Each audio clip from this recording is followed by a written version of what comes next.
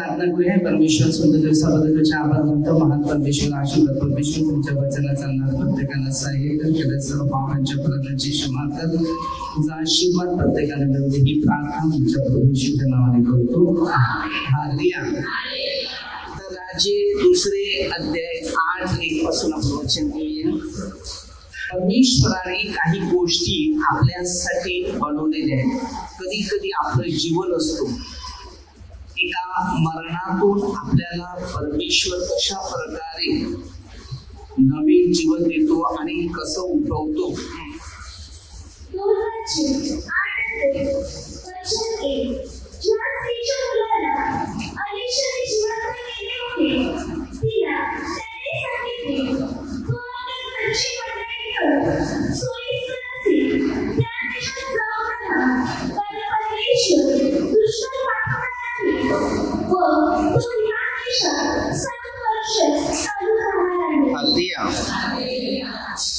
आता अलिशाने मेलेल्या मुलाला बरं केलेलं होतं.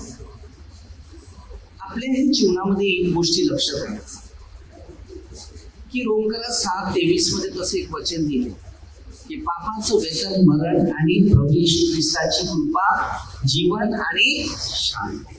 आता ही जी शांती जी बोलतात ती कशी आहे. या मुलाला परमेश्वराने जिवंत केलं ते म्हणजे अलिशा संदेशाच्या द्वारे. एखाद्या व्यक्तीला जीवन मिळते ते संदेशाच्या द्वारेच मिळते. तर वचन काय सांगते,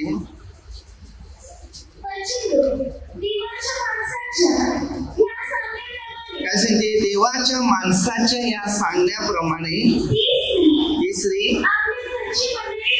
ही आपली घरची मंडळी घेऊन. आता ही जी स्त्रीचा जो विश्वास होता या देवाच्या माणसावर, आता आपल्यामध्ये किती लोक अशी विश्वासी आहेत मला सांगा. हालेलुया. आमच्यावर तुमचा विश्वास आहे हे जमणार नाही. ते विश्वासी लोक होते आणि त्या विश्वासातूनच त्यांच्यामध्ये ती घडत होती. हालेलुया. हा अलिशा जो संदेष्टा होता याला परमेश्वराने असं एक दान दिलेलं होतं की त्या दानाद्वारे त्या स्त्रीचा विश्वास होता. आपल्यामध्ये किती लोक अशी विश्वासी आहेत आणि त्याद्वारे आपल्या जीवनामध्ये मोठे अद्भुत चिन्ह चमत्कार. ती विश्वासीच होते. देवाचा माणूस इथे जाते येते त्याच्यावरती लक्ष देत होती आणि त्यांच्यासाठी आम्हाला काय करता एवढं जाणं येणं नाम आहे. बरोबर. अरे पहिल्याच्या काळामध्ये लोक चालत जायचे, घोड्यावर पण जायचे, गाढवावर पण जायची, उंटावर पण जायची, हत्तीवर पण जायचे. आता सगळ्या गाड्या आहेत.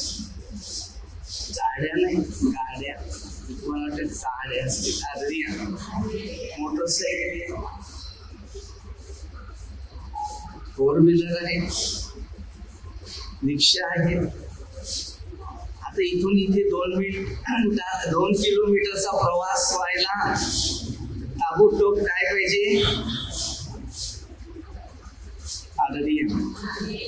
जेवढं माणसाला सुख तेवढा दुःख, आणि ज्या वेळेला ज्या माणसाला जास्त दुःख तेवढं सुख. यांना सगळं सुख आहे तरी असे मावळलेले काय करायचं. आता काय तुम्हाला जेवण करायला जायला लागणार आहे का. नुसती प्लेट घ्यायची, उभी करायची, देते देते देते बस का नाही ते बस.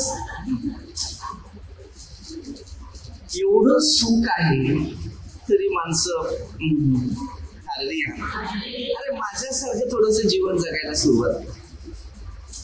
मी कसं बर्फाचं खातो, कधी जेवतो कधी नाही जेवत. ते कशी डोळ्यावर येते ताण ना, हीट होते शरीरामध्ये.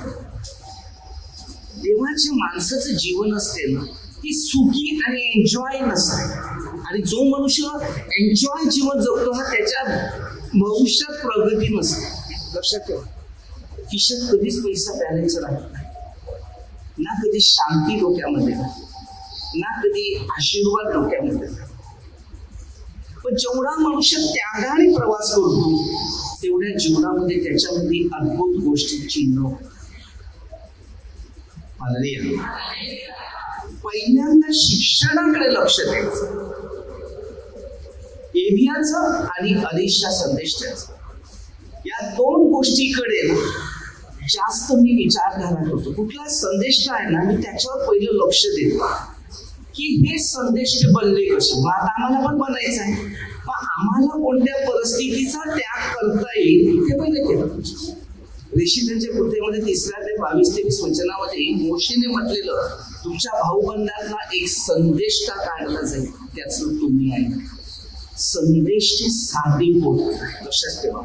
संदेशचे हे देवाचं दुसरं रूप उत्पन्न करत असते, कारण त्याला झिजावं लागते. त्याला एन्जॉय नाही, मोह नाही, मोज मजा नाही, खाणं नाही, पार्टी नाही, प्रोग्राम नाही, कोणतं ज्या आहे त्या समान.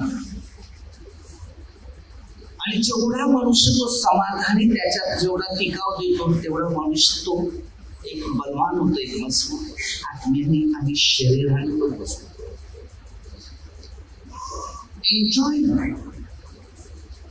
हल्ली मी अनेक लोकांना काय बघतो माहितीये, तुम्ही प्रभूमध्ये आहे पण प्रभू तुमच्यामध्ये नाही. म्हणून मग ते 7:21 प्रमाणे असं चाललेलं आहे लोकांमध्ये. हल्ली हा शेवटचा काळ आहे आणि ह्या काळामध्ये ज्या परमेश्वरची जी तुम्ही स्तुती करायची आहे ना, ती होत नाही. तुम्ही कोणाच्या तरी व्यक्तीची महत्व म्हणून स्तुती करता. त्याला येस नाही, त्याला आशीर्वाद नाही, त्याला अभिषेक नाही. तुमची ओळख देवाबरोबर झाली पाहिजे, नाहीतर तुमच्या भविष्यात फायदे नाही. हल्ली मनुष्य माणसाला जास्त उंचावतो आणि देवाला कमजोरतो. मग ते 23 आपल्याला.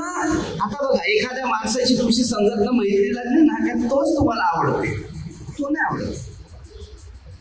मी अनेक लोकांचं चित्र बघतो की देवामध्ये तुमचा विश्वास कमी आहे आणि मानवामध्ये विश्वास जास्त आहे. म्हणून तुमची घडण होत नाही, तुमची प्रगती होत नाही, तुमच्या जीवनामध्ये चमत्कार होत नाही. या स्त्रीने आपल्या मुलासाठी आपल्या नवऱ्याला सांगितलं, आणि नवरा बायकोचा ऐकतो की देवाचा माणूस आपल्याला काहीतरी चांगलं शिकवतो, आपल्याला लक्ष केंद्रित करणं गरजेचं आहे. म्हणून आमची घडण होत नाही, आमची प्रगती होत नाही, आमच्यामध्ये भरभराट होत नाही, आमच्या आर्थिक परिस्थितीमध्ये मुश्किल आहे. त्याला कारण काय? त्या बाईच्या जमिनी विषयावर तिकडे उत्तर देते. जरा ऐका. परदेशाच्या देशात चाल 7 वर्षे राहिली. वर्षांनी 7 वर्ष लोटल्यावर ती परदेशाच्या देशावर परत आली आणि आपले घर याच्या संबंधाने तिने राजाकडे आली. 7 वर्षानंतर ती परत आली आणि राजाकडे आपल्या जमिनी विषयावर काहीतरी बोलत आहे, काहीतरी सांगत आहे, काहीतरी समजावण्याचा प्रयत्न करत आहे की माझी मालमत्ता माझी परत.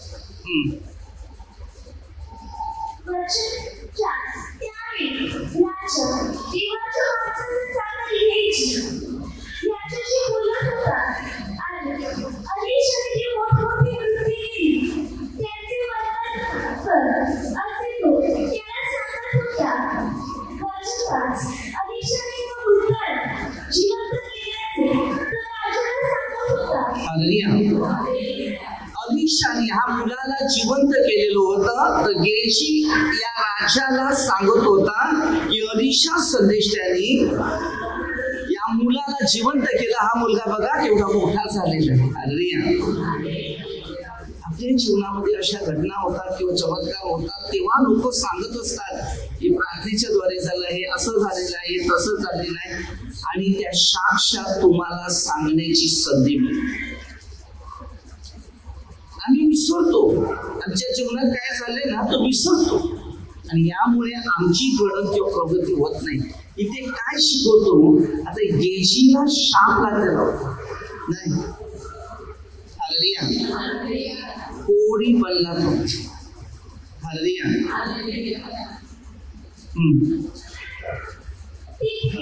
तिचा मुलगा त्याने जिवंत केला होता. ती तेथे आली आणि आपले घर बसवले. यांच्या संबंधाने तिने राजाकडे फिर्याद केली. हे जीवनाला स्वामीराज हीच ती स्त्री आणि एलिशाने जिवंत केलेले हाच तो मुलगा. हालेलुया. काय सांगितलं माहितीये? हीच ती स्त्री आणि या एलिशाने जिवंत केलेला हाच तो मुलगा. किती स्ट्रॉंग शब्द वापरले, किती मजबूती शब्द वापरले. ज्या वेळेला या राजे दुसरे 5 देव होते ना, नामानाने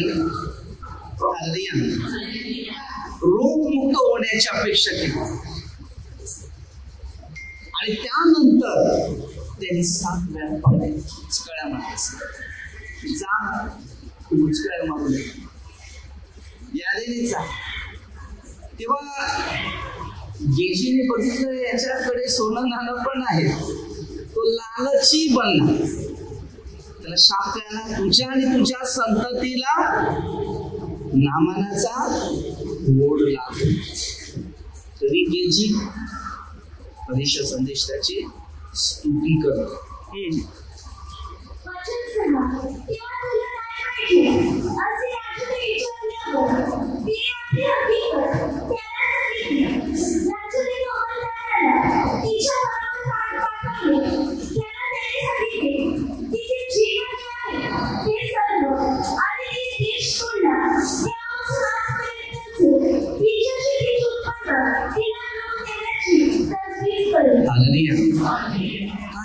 देवाच्या राज्यातला अनुभव तुम्हाला समजलं काय? हे समजलं का? 7 वर्ष दुसऱ्या देशात गेली, तिथून आली, देश सोडून आली. देवाच्या माणसाच्या गोष्टीकडे राजाने ऐकणं केलं आणि 7 वर्षापर्यंत ज्याची कमाई झालेली त्याची ती कमाई तिला देऊन टाक. कारण तो मुलगा देवाच्या सेवकाच्या शब्दाद्वारे जिवंत झालेला आणि शब्दाद्वारे तो मुलगा झालेला. हालेलुया. विचार करा, राजाच्या भविष्यातल्या गोष्टी कशा आहेत तुम्ही येतील का परत?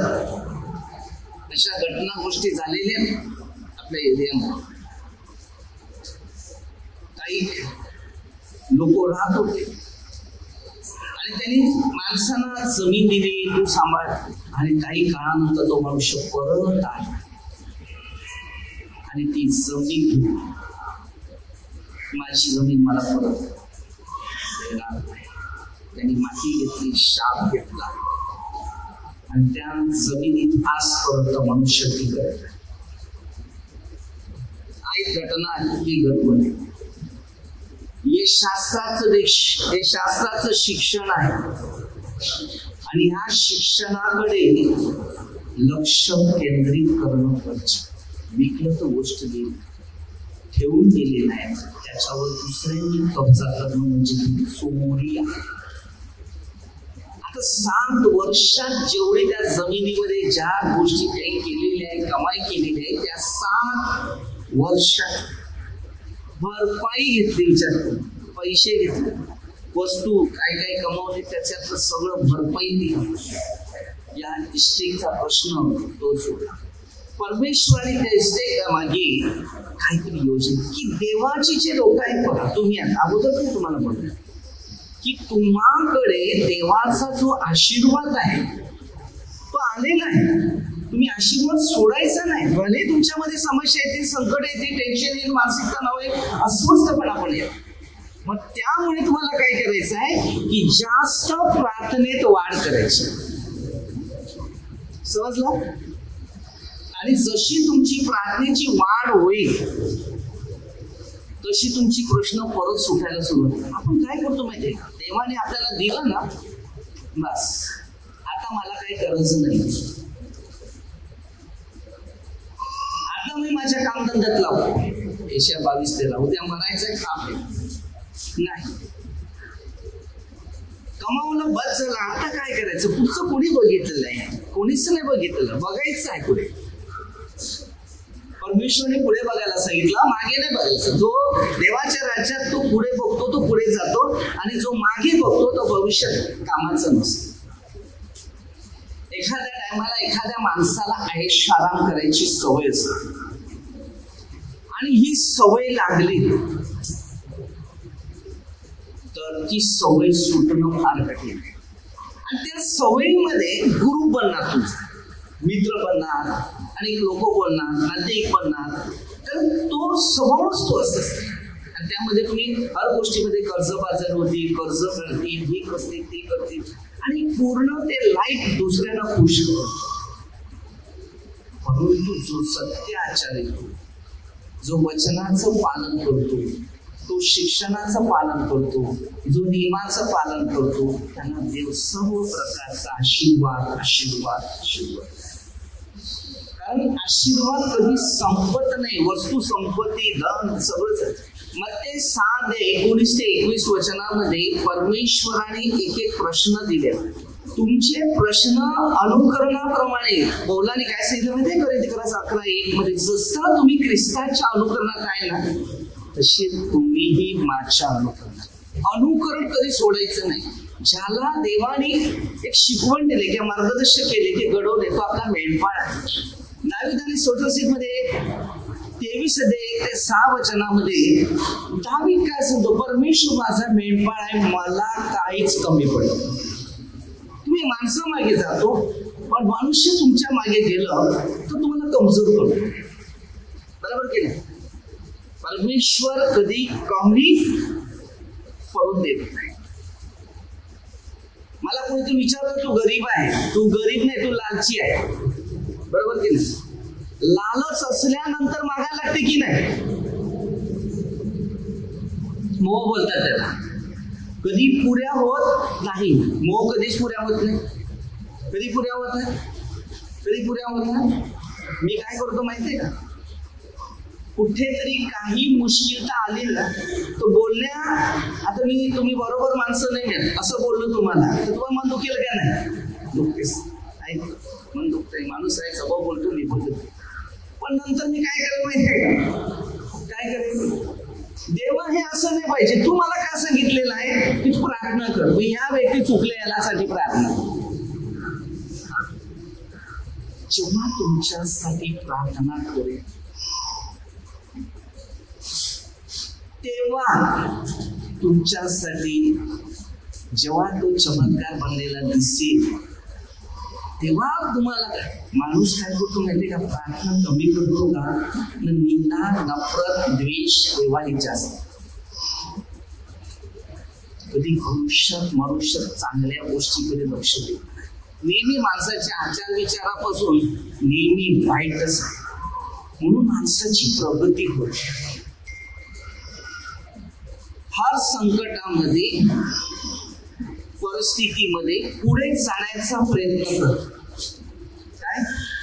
पुढे जाण्याचा प्रयत्न. तू यशस्वी होस. मला फक्त एवढं सांगा, तुला 10 करोड रुपये दिले तर असे हात जोडून बसतील का? असे घेतील?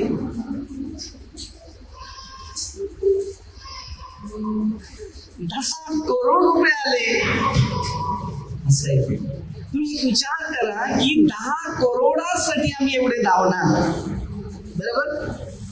पण स्वर्गासाठी धावणार नाही की मला स्वर्ग पाहिजे. मग ते 16-26 वचनामध्ये दिले, जगात सर्व मिळावं पण आत्मा गमावणार नाही. रोज अशी प्रार्थना करा. त्या दिवशी मी प्रार्थना करायला बसलो रात्रीची 12ची, नाही शनिवारी लागली. ती प्रार्थना करत असताना ना, तेव्हा देवाने एक प्रार्थना मला शिकवली.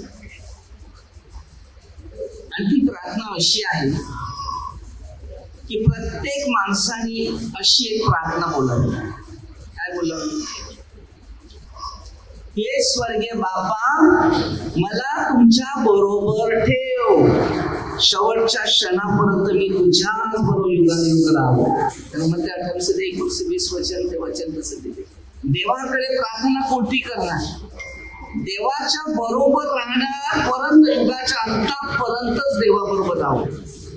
चोराने प्रार्थना तीच केलेली होती. तेव्हा सांगतो, आज तू माझ्या बरोबर सुख लोकात राहशील. 27:5 मध्ये तसं दिलेलं वचनाद्वारे परमेश्वर आपल्याला शिकवतो की ते तुम्हाला समजले ना. ज्या गोष्टी तुम्ही लोकांना सांगतात ना, त्या गोष्टी तुमच्याकडे पुऱ्या होत नाही. पण त्याच गोष्टी तुम्ही देवाला सांगा, तुमच्या गोष्टी पुऱ्या होतील. नाही तुम्ही डायरेक्ट देवाकडे कनेक्शन करू, ते तुमचा मेंढपाळ कोण आहे त्याच्याकडे कनेक्शन करा. ते तुम्हाला सांगतील, तेव्हा तुमच्या जीवनात परमेश्वर मोठा चमत्कार. काही गोष्टी शिकणाऱ्या तुम्हाला शिकायचं आहे आणि त्या शिक्षणानुसार तुमच्या भविष्यामध्ये तोच प्रवास करायचा आहे. वचन आणि शिक्षण पहिलं पाहिजे. माणसात पहिला स्वभाव एक ठेवायचा, प्रेमाने वागणं, प्रेमाने चालणं, सगळ्यांचं भलं करणं. भलं केल्यानंतर भलं होत, वाईट केल्यानंतर वाईट. देवाशी तुम्ही एक नातं. एलियाने देवाबरोबर चालायचा प्रयत्न केला आणि तो चालला. अनुप देवाबरोबर चालण्याचा प्रयत्न केला, तो चालला. मोशे देवाबरोबर चालण्याचा प्रयत्न केला, तो चालला. जे देवाच्या बरोबर चालणारे होते, दावीद आहे, अब्राम आहे, नोआ आहे, हे संपूर्ण लोक देवाच्या सहवासात होते आणि असल्यानंतर देव त्यांच्या बरोबर. मग तुम्ही जर चाललेले आहे तर तुम्ही पण चाला. आता मी जातो ना, योहान 16:32, तुम्ही आपापल्या घरी जा, मी न पिता आहे, माझा परमेश्वर माझ्या बरोबर. मी चालतो की नाही, जातो की नाही जातो, काय बोलतच नाही. अरे मी जातो की नाही जातो, मी एकटा कुठेतरी कार्य करून येतो की नाही, कधीतरी मी देवाच्या इच्छेनुसार आहे, पण कधीतरी असा अडचणीत पडला आहे, त्याच्यातून मला कधी गाडीचा माझा काही मुश्किलता आली नाही आजपर्यंत. म्हणजे किती संकट आणि दुःख आली तर ते एकदा पाण्यामधून गाडी काढलेली तेव्हा आलेली, पण त्या टायमाला माणसं आली ना, त्या टायमाला अशी लोक येऊन पोचली की ते देवाच्या गौरवासाठी होते. इर्मिया 29:11 तेव्हा ते पास्टर, 2 पास्टर तेव्हा प्रार्थनेला यायचे. तेव्हा ते प्रार्थनेला येत होते ना, तर त्या दोघांना बाळाची देणगी नव्हती आणि त्याच एरियामध्येच माझी गाडी खराब झाली.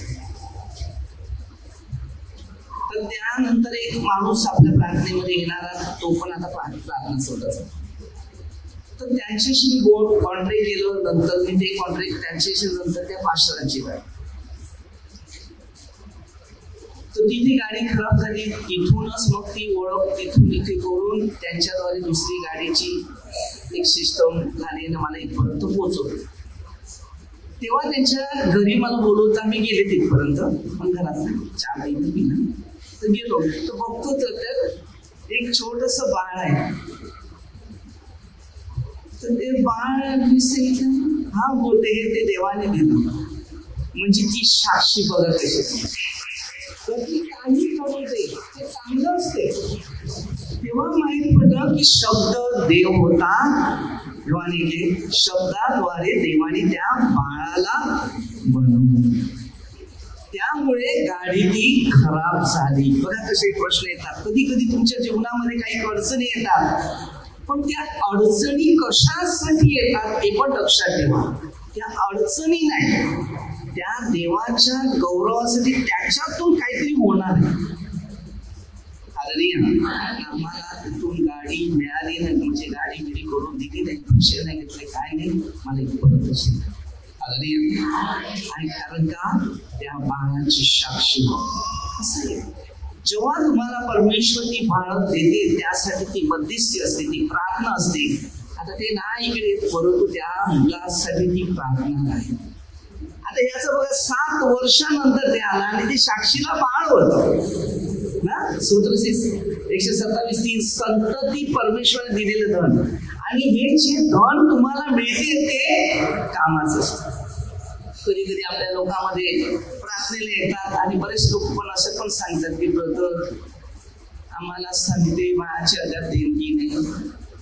तुम्ही प्रार्थनेत जास्त वाढा, कारण जेवढं उशिरा तुम्हाला देव देणगी देते तेवढं बाळ ते पवित्र असतं.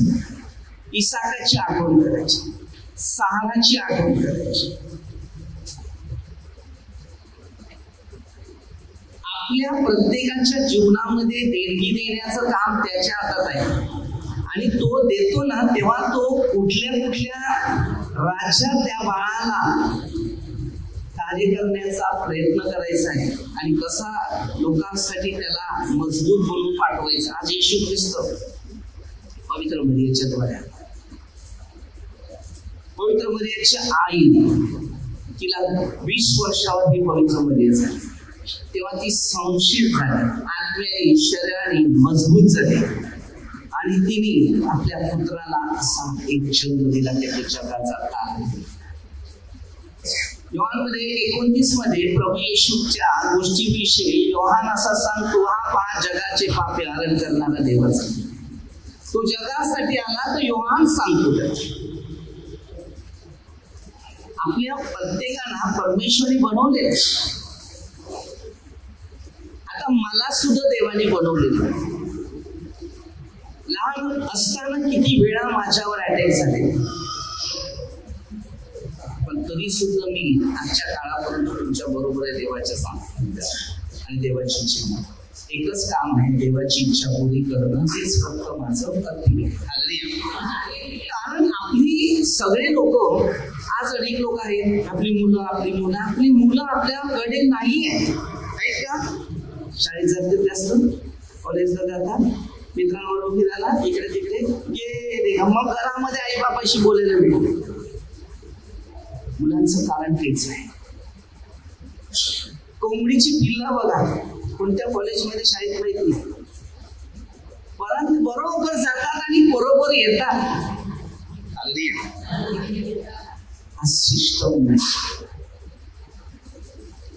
शिस्त नाही. मुलांना ज्या आज्ञा दिल्या निर्गम 20:12 की आई बापाचा सन्मान. आज आई बाप मुलांना शिर्डी सांगणार. आई बापाने पण मुलांबरोबर आपल्या जीवनामध्ये आध्यात्मिक शिक्षणासाठी थोडीशी वेळ घालवली, म्हणून ती मुलं एकदम मजबूत आणि आत्मीय शरीराने कार्याला उपयोगी होऊ शकतात. आपलं जीवन कुठे आहे? प्रत्येक माणसाला आत्म्याची तयारी करणं गरजेचं आहे, शिक्षणाची तयारी करणं गरजेचं आहे, ज्ञानाची तयारी करणं गरजेचं आहे, कार्याची तयारी करणं गरजेचं आहे. आपली मुलं आहेत ती चुकीची नाही, ती आपली मुलं नेहमी चांगल्या कर्माची. ती बघा ती 2 छोटी मुलं आहेत, ती जुळली आहेत. त्यांना डॉक्टरने सांगितलं की छोटी आहे, तसा आहे तसा आहे, पण त्या डॉक्टरने नाही सांगितलं छोटी आहे का मोठी. बरोबर त्याला आहेत बघ मस्त प्रार्थना गुडघे बिडघे टेकून प्रार्थनेत उत्साह. तिथे एक बाई फिरते, तिची शाशीतून गेल्याला ऐकले ते बाळ परमेश्वरी कसं पाठवते. अशा घटना आहेत त्या.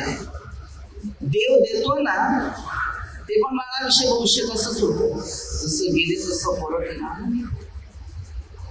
शब्दात पावर राहायला पाहिजे आणि शब्द देव आहे असा विचार आपण केलाच पाहिजे. ते कार्य तुमचं ना माझं नाही, ते कार्य देवाचं आहे. म्हणून मी हर एक व्यक्तीला शिक्षण देताना मार्गदर्शन करताना पहिली हिंमत देतो. कोणाच्या पाठीवरून घाम खाल्ल्या पहिली त्याला एक हिंमत, पहिली भीतीमध्ये राहू नका.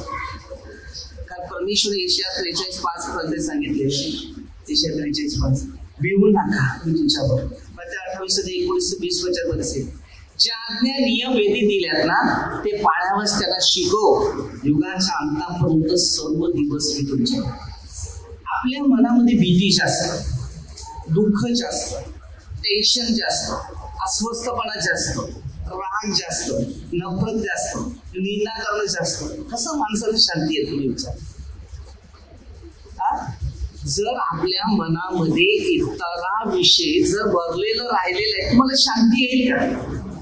का शांती नाही? कारण आमचा विश्वास त्या देवावर नाही, जो शिकवतो त्याच्यावर. देवाने त्या बाळाला जेव्हा बनवलं गेलं, बनवल्यानंतर त्या बाळावर लक्ष त्या परमेश्वराचं होतं. त्याच्यानंतर जो देवाच्या माणसाबरोबर राहणारी व्यक्ती, तो त्या राजाकडे जाऊन त्याला तो साक्षी सांगत नाही, तो त्याच्यावर विश्वास ठेवून त्यांची संपत्ती, त्याचं धन त्याला परत करते. तर तो राजा का तुमचं धन तुम्हाला परत करणार नाही? योबाची आठवण करा. सगळं केलं, योबाने काय केलं? त्याचं नातं देवाबरोबर होतं, त्याचं वैयक्तिक नातं आपल्या फॅमिली बरोबर होतं. आपली फॅमिली देवाबरोबर चालली नाही तेव्हा त्याची फॅमिली गमावं लागली. परंतु त्याने मात्र देवाचा हात सोडला नाही, कारण त्याला माहिती आहे हे शरीर जे आहे, हे मंदिर जे आहे ते देवाचं आहे, त्याच्यात कोणाची ताकद चालणार. तुम्ही जर विश्वासी लोक आहेत ना आणि तुमच्यामध्ये स्ट्रॉंग आहे ना, तर तुझ्यामध्ये देवाचा आत्मा आहे, तर त्याच्यामध्ये तुला देवालाच पहिलं स्थान द्यावं लागेल, तू लोकांना नाही द्यायचं. आणि जर तू लोकांना देत असेल तर तुझ्या भविष्यात कोणत्याच गोष्टी घडणार नाही. हे पहिलं वाचा, भविष्य वाचवायला शिकतो, नाही तर आपलं भविष्य झिरू पडलं.